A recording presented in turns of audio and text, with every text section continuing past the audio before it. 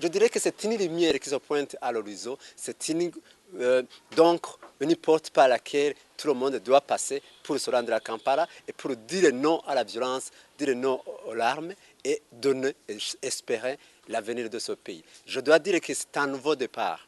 C'est un nouveau départ parce qu'on a commis des erreurs, on a toujours crié. Le président Nkurunziza a refusé d'écouter les conseils de grandes personnalités du monde.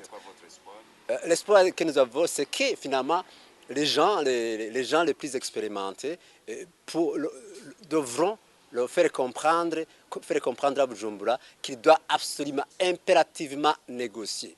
Ici, je dois aussi rappeler qu'il y a les 5000 hommes qui devront venir à Bujumbura. J'ai aussi entendu que si Bujumbura ne réagit pas, parce qu'il a seulement, le dernier jour, c'est aujourd'hui, c'est demain où il doit dire le oui ou non qu'il soutient la venue de 5000 hommes à Bujumbura. Il pourra refuser. Mais j'ai appris que s'il refuse, l'Union africaine, en collaboration avec les autres bailleurs de fonds, pourra prendre d'autres mesures. Oui, d'autres mesures, je crois, plus très contraignantes que le choix qu'on lui avait donné.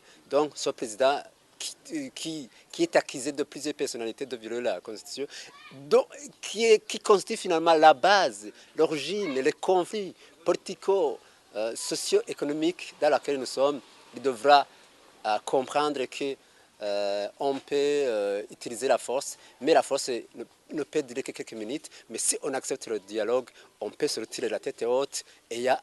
Et le dialogue est déjà accepté? Oui, le dialogue est déjà accepté. Oui, même si aujourd'hui on parle de...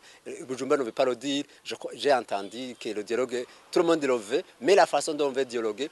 Ici, je dois dire que ce qu'on avait confectionné comme le CNDI, la CNDI, la Commission interburundais pour la Commission nationale de dialogue inter-Burundi. Non, ce n'était pas une petite, c'était une petite commission, je dirais, regroupée, des membres regroupés au sein du CNDD-FTD, comme on l'a toujours vu. Mais cette fois-ci, peut-être la commission se présentera à Kampala, mais je crois qu'il n'y aura pas de parole. Ce qu'on doit parler, c'est trois personnes. Il y a l'opposition radicale, il y a le pouvoir de Bujumbura, il y a aussi la société civile. Et je crois que les jours que ça prendra, je crois que ça pourra tranquilliser toute la société burundaise. Je parle des les forces vives de la nation de ce pays. Et je crois qu'on pourra alors limiter les morts et la vie pourra recommencer. En un mot, les Burundais devraient dégager un ouf de soulagement. Je le crois, c'est ça.